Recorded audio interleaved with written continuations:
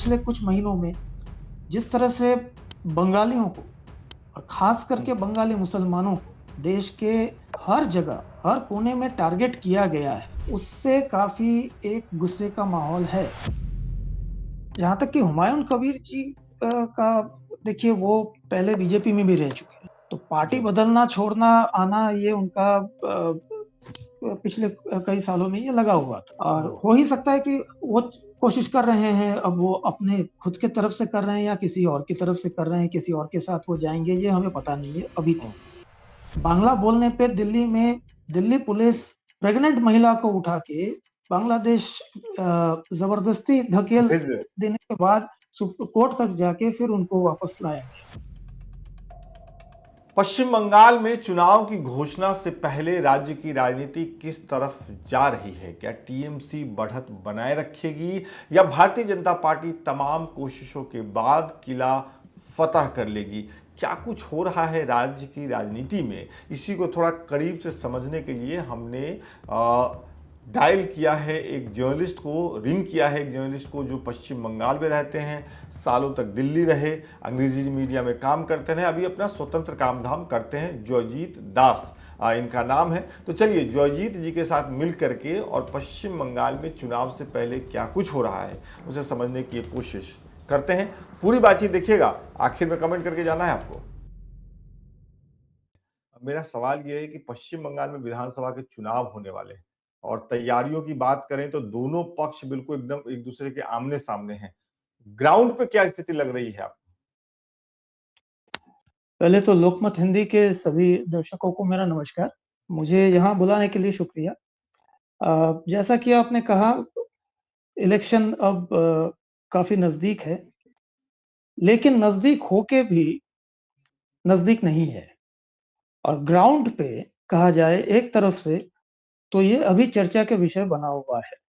ये मैं क्यों कह रहा हूँ? मैं इसलिए कह रहा हूँ क्योंकि एफआईआर का जो प्रोसेस है, जो इलेक्शन कमीशन जिस पे काम कर रही है, वो अभी तक खत्म नहीं हुआ है और वो दिन-ब-दिन उलझता ही जा रहा है, उलझता ही जा रहा है और काफ़ी लोगों का ये मानना है कि जब तक ये प्रक्रिया पूरी तरह से खत्म नहीं हो पाती है, तब तक निर्वाचन आयोग इलेक्शन नहीं बुलाएगी या नहीं बुला सकती है।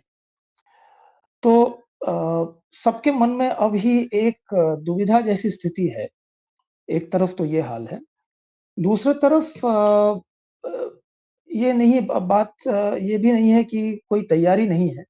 पार्टियाँ अपने-अपने तरीके से वो अपने एजेंडे पे वो काम कर रहे हैं, जहाँ तक कि दिख रही है। आपको मालूम होगा कि भारतीय जनता पार्टी अ, काफ़ी सारे केंद्रीय नेताओं को पश्चिम बंगाल भेजने की तैयारी में जुटे हुए हैं। जहाँ तक कि हम लोगों ने सुना है, 7 जगह से 7 वरिष्ठ नेता अ, वो अपना कैंपेन शुरू करेंगे। सरकार जो चला रही है यहाँ पर तृणमूल कांग्रेस, उनके तरफ से भी काफ़ी सारे अ, प्रोसेस अभी जारी है। कुछ-कुछ नए लीडर्स भी दिख रहे हैं जो दूसरे पार्टियों से आ रहे हैं इस वक़्त और उसके अलावा सरकारी तौर पे एक इस बार के बजट में, राज्य के बजट में एक नई घोषणा हुई है। युवाओं को 5 साल तक एक भाता दिया जाएगा। तो उससे हफ्ता काफ़ी दिया जाएगा। एक हाँ, तो जो जो कि बेरोज़गार हैं, सबको नहीं दिया जाएगा।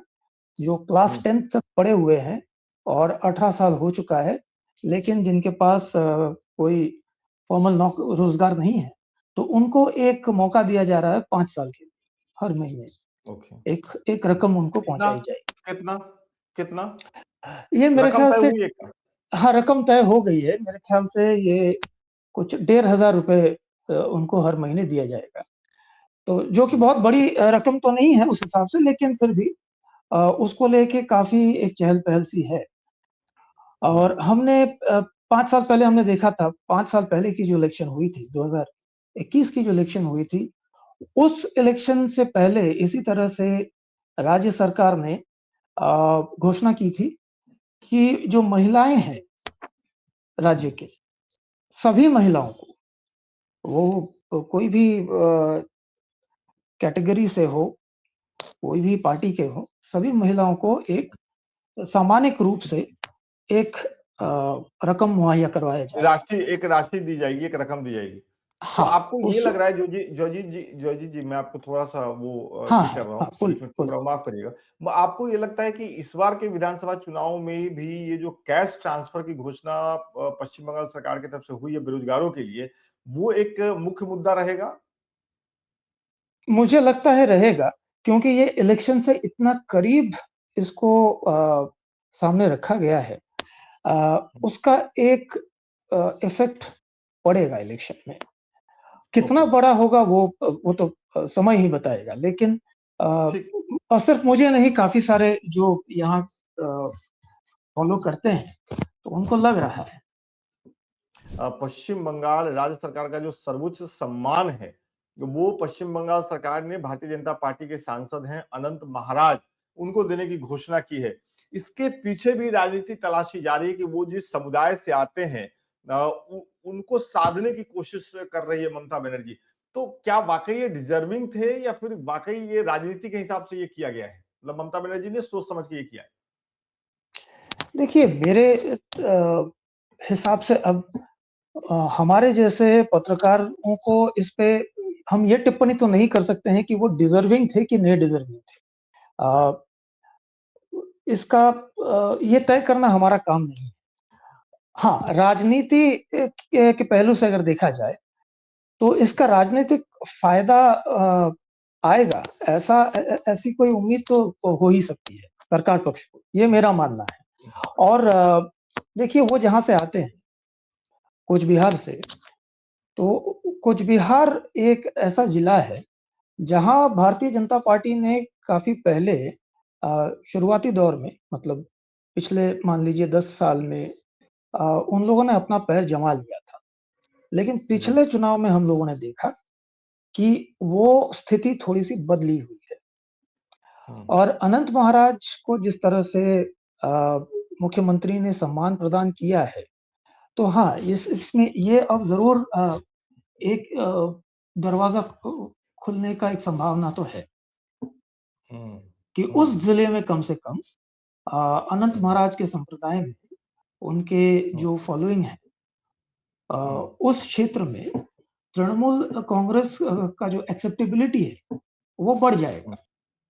तो हम्म, अब ये बात ज़रूर है कि वो भारतीय जनता पार्टी की तरफ से सांसद हैं, लेकिन ये भी बात है कि उन्होंने कुछ-कुछ चीज़ों पे अपनी आपत्तियाँ, नाराज़गियाँ हम लोगों ने सुना है कि उन्होंने बयाँ किया है।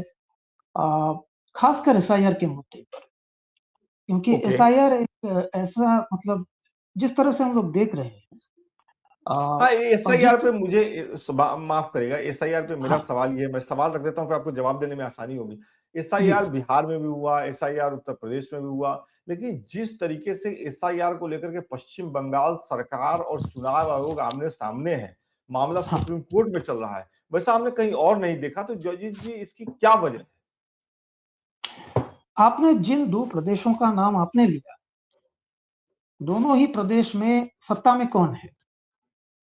वही अ, हैं पहले जो से केंद्र में जी, सत्ता में भारतीय जनता पार्टी जी, जी, हाँ। है। और ऐसा नहीं है कि बिहार में इस पे कुछ हुआ नहीं।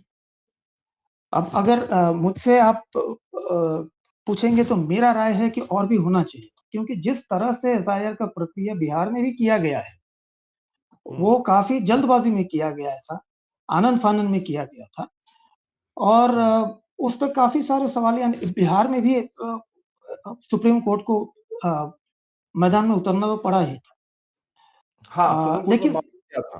बिल्कुल। हाँ, और हम लोग ये भी देख रहे हैं कि देखिए, बाकी राज्यों में भी काफ़ी सारे नाम हट रहे हैं, हाँ? हुँ, और हमें नहीं पता कि वो आगे चल के सामने क्या आएगा, किनका नाम हटा है, उनको अपील करने का क्या प्रावधान मिलेगा। अ, जहाँ तक कि हमें याद है, पिछला एसआईआर जो कि आज से करीब 20-22 साल पहले शायद हुई रही होगी, जी। तो वो इतनी बिहार जल्दबाज़ी में में तो नहीं की गई। 2003 में हुआ था। बिहार पूरे में तो पूरे देश 2003 में में हुआ। हुआ था। सिर्फ बिहार में नहीं, पूरे देश में हुआ था। वही हुँ, 2003, 2004 उस वक़्त और उस मतलब 2001 के सेंसस के बाद हुआ था, पहली बात तो ये है। और उसमें इलेक्शन कमीशन के तरफ से काफ़ी धीरज दिखाया गया था, जल्दबाज़ी नहीं की गई। पश्चिम बंगाल में इस बात को लेकर काफ़ी नाराज़गी है और ओके। आप शायद सुने भी होंगे, पढ़े भी होंगे कि काफ़ी लोगों की यहाँ मौत भी हो चुकी है। बहुत सारे बूथ लेवल जो ऑफ़िसर्स थे, उन पे इतना प्रेशर था, बाकायदा किसी-किसी ने नोट छोड़ गए हैं वो, कि वो प्रेशर अभी हाल में, अभी पिछले ही हफ़्ते एक सज्जन वो एसआईआर के प्रेशर से वो कह रहे थे कि वो इतना प्रेशर उन पे ज़्यादा है, कि वो चलती नाव से कूद गए थे, तो लोगों ने उनको बचा लिया। तो और इसकी जो इमेज जो बन रही है, इसका इफ़ेक्ट जो है पब्लिक के ऊपर, वो ठीक नहीं हो रही। ओके, तो इसका फायदा ममता बनर्जी को मिलेगा, टीएमसी को मिलेगा, आप ये देख अब रहे हैं? हाँ, राजनीतिक फ़ायदा अगर देखा जाए, क्योंकि जिस तरह से तृणमूल कांग्रेस और ममता बनर्जी खासकर खुद इस मामले को उन्होंने उठाया है, सुप्रीम कोर्ट तक वो खुद गई हैं। देखिए, अगर ये और भी जो पार्टियाँ हैं, अगर वो भी इस मामले को उसी तरह से उठाते, तो हो सकता है कि थोड़ा-सा फ़ायदा उनको भी मिलता। लेकिन क्योंकि वो नहीं कर पाए और सामने और देखिए सरकार में रहने का एक कुछ तो एडवांटेज भी मिलता है, आप उठा भी सकते हैं। हुँ, हाँ, हुँ। तो वो फ़ायदा इनको मिलेगा। जी। मुर्शिदाबाद हम लोग देख रहे हैं कि हुमायूं कबीर जो टीएमसी में थे, वो पार्टी से अलग हुए। उन्होंने वहां बाबरी मस्जिद बनाने की घोषणा की, जोर-शोर से काम शुरू हुआ। उसकी वजह से दिल्ली में ऐसा सेंस आ रहा है कि पश्चिम बंगाल में भी हिंदू बनाम मुस्लिम का एक बंटवारा साफ होता हुआ दिख रहा है चुनाव से पहले। और पश्चिम बंगाल में जो हो रहा है, हुमायूं कबीर जो कर रहे हैं, उसकी वजह से पूरा नॉर्थ इंडिया में एक तरीके की बंटवारा भी देखने को मिल रही है। तो ये मुर्शिदाबाद में हो रहा है, उसको आप कैसे देखते हैं? क्या इससे टीएमसी को नुकसान होगा? टीएमसी को मुश्किल होगी इससे? कुछ महीने पहले तक लग रहा था कि कुछ मुश्किलें बढ़ सकती हैं, तृणमूल कांग्रेस के लिए। लेकिन अब हाल-फिलहाल में लग रहा है कि थोड़ा-थोड़ा वो अब सिचुएशन को सँभालने में कुछ कदम ले रहे हैं। तो अच्छा। अब देखिए, अभी तक इलेक्शन तो अनाउंस हुआ नहीं है, अभी टाइम ब लेकिन ये ज़रूर कह सकते हैं कि अ, मतलब मैं ज़ाती तौर पे कहूँगा, मुझे नहीं लगता है कि Humayun Kabir as an individual वो बहुत सारे सीटों को इन्फ्लुएंस कर पाएँ।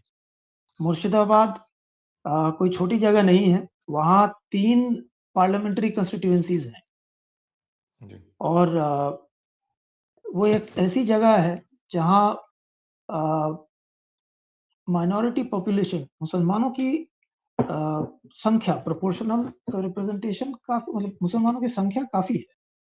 लेकिन हुँ, आज तक अभी कभी आपको ऐसा सुनने में नहीं आया होगा कि बहुत बड़ा कोई दंगा वहाँ हो गया है। जी, लेकिन जी। इस सिचुएशन को तैयार करने की कोशिश एक तो लग रही है। और वो आज से हुँ, नहीं है, वो इस मस्जिद के बाद से नहीं कह रहा हूँ। वो हुँ। पिछले 2-3 साल से लगातार अ, ऐसे ऐसे ये कुछ-कुछ चीज़ें कोशिश चल दिख रही रही है, हैं। कोशिश चल रही है। हाँ। वो हाँ, कहा जा सकता है और ये भी कहना गलत नहीं होगा कि राज्य सरकार को अ, थोड़ा नज़र और डालना चाहिए था कि ये कोशिशें इतनी ऊपर तक नहीं आती। जब हुँ, जहाँ तक कि हुमायूं कबीर जी का देखिए वो पहले बीजेपी में भी रह चुके हैं। तो पार्टी जी। बदलना, छोड़ना, आना ये उनका पिछले कई सालों में ये लगा हुआ था और हुँ, हो ही सकता है कि वो कोशिश कर रहे हैं, अब वो अपने खुद के तरफ से कर रहे हैं या किसी और की तरफ से कर रहे हैं, किसी और के साथ वो जाएँगे, ये हमें पता नहीं है अभी हुँ, तो। हुँ, हुँ, लेकिन एक बात ज़रूर है कि पिछले कुछ महीनों में जिस तरह से बंगालियों को और ख़ास हुँ, करके बंगाली मुसलमानों को देश के हर जगह, हर कोने में टारगेट किया गया है, उससे काफ़ी एक गुस्से का माहौल है। बांग्ला बोलने पर लोगों को मारा जा रहा है, पीटा जा रहा है, उनको काम से निकाला जा रहा है और ये लोग वापस आ रहे हैं। बांग्ला बोलने पे दिल्ली में दिल्ली पुलिस प्रेग्नेंट महिला को उठा के बांग्लादेश ज़बरदस्ती धकेल भेज दे। देने के बाद सुप्रीम कोर्ट तक जाके फिर उनको वापस लाया गया। हुँ, अब ज़ाहिर-सी बात है, इन सब चीज़ों में अब गुस्सा तो सभी में है, ख़ास करके जी। जो गरीब लोग हैं, जो अ, अपने हाथों से काम करते हैं। लेकिन जो हुँ, मुसलमान हैं, उनमें गुस्सा ज़्यादा है, हुँ, क्योंकि उनको टारगेट ज़्यादा किया जा रहा है। तो हुँ, मैं देखिए, मैं आश्चर्य नहीं होऊँगा कि अगर कोई इस माहौल में सोचे कि तृणमूल कांग्रेस के मुसलमान सपोर्टर्स में से कुछ-कुछ लोगों को हम अपने तरफ खींच सकते हैं। ओके। अब इसमें हुमायूँ कबीर भी हो सकते हैं। हुँ, तो ये बहुत आश्चर्य की बात तो नहीं है, लेकिन इसका परिणाम क्या जी। आएगा वो देखना पड़ेगा। जी, एक आखिरी सवाल मेरा आपसे ये है कि पश्चिम बंगाल एक ऐसी जगह है, मज़ाक-मज़ाक में कुछ लोग कहते भी हैं कि जो लोग सब कुछ डिकोड कर ले रहे हैं, वो पश्चिम बंगाल नहीं कर पा रहे हैं और भारतीय जनता पार्टी पिछले कई सालों से कोशिश कर रही है पश्चिम बंगाल में एंट्री की। ऐसी कौन-सी चीज़ है जो जो बीजेपी डिकोड नहीं कर पा रही है पश्चिम बंगाल को लेकर के, जो उसने ज़्यादातर राज्यों को लेकर के डिकोड कर लिए हैं? एक आखिरी सवाल बस।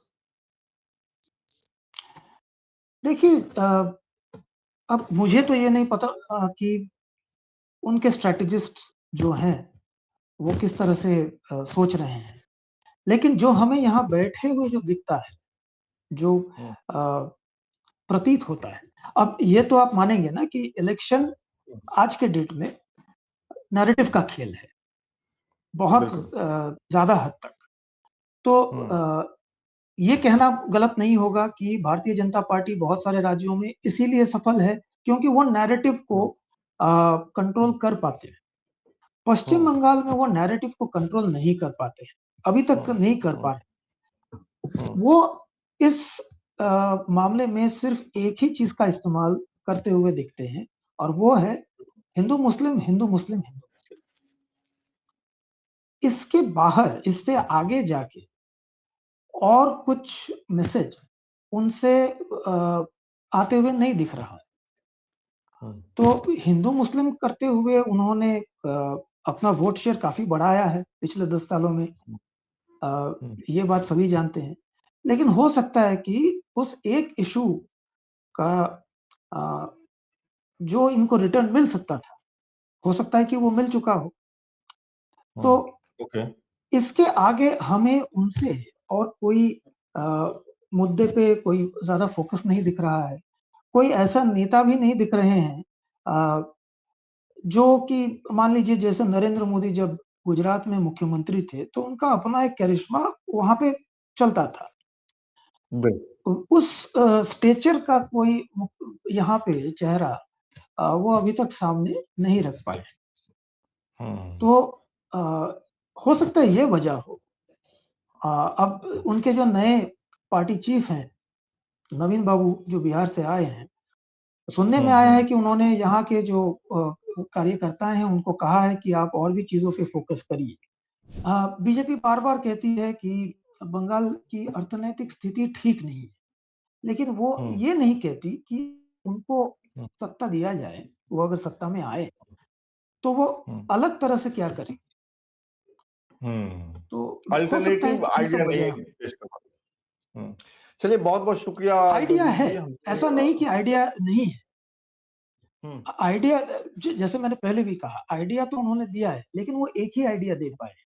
ठीक है, तो बहुत-बहुत शुक्रिया हमसे बातचीत करने के लिए, समय निकालने के लिए और हम कोशिश करेंगे कि जब-जब हमें पश्चिम बंगाल पे कुछ समझना हो, हम आपके पास लौटें और आपकी बातचीत से कुछ चीज़ें तो साफ हो गई हैं। एक कि फिलहाल अभी एसआईआर में मामला अटका हुआ है राज्य में। दूसरा कि टीएमसी हर मुद्दे को भुनाने में सफल हो रही है अभी तक और भारतीय जनता पार्टी को देखना होगा कि उनके पास और एक मुद्दे के अलावा दूसरे मुद्दों पे उनकी क्या पकड़ है। तो इस बातचीत को आगे भी कंटिन्यू रखेंगे। आप कमेंट करके ज़रूर बताइएगा कि जो बातचीत हमारी हुई, उससे आपको क्या कुछ नया जानने समझने को मिला। बहुत-बहुत शुक्रिया।